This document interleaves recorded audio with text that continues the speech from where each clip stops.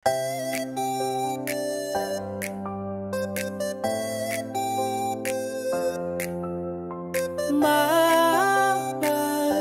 nahihirapan mo siya ba?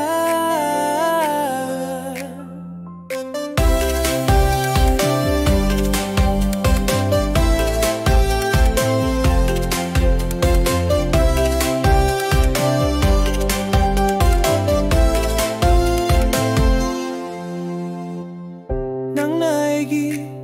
chamlaba punsisibu nung shiba masakang halay nangga thengarupate punsigi fajaraba machumakal uba fang halay nanggi nung shiba na awa ba nung ay tabapom na makaotokre Egi thamo say ngaurei thamo anigi kisi say punshigi tat na bayararoi nung shiban tungaw halasi eba nigi nung shiba di chamdam ningay karisulay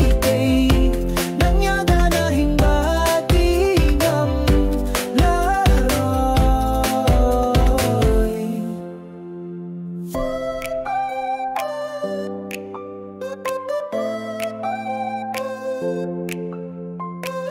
Mahal, nahihirapan mo shiba asing ba nung shiba di loy ba naira raromi kukuding nanggi nung shiba di hingga di